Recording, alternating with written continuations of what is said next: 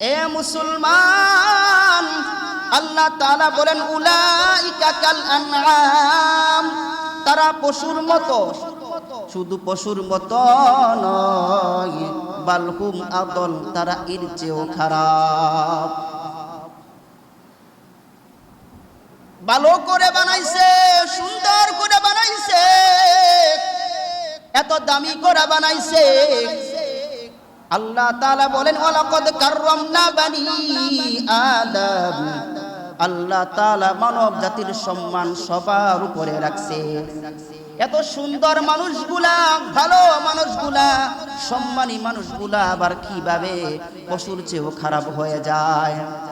আল্লাহ আয়াতে বলেন লাহুম কুলুবুল লা ইয়াফকাহুনা বিহা, আমি আল্লাহ মানুষকে অন্তর দিয়েছি, অন্তর দিয়ে তারা বিবেচনা করে না, চিন্তা ফিকির করে না।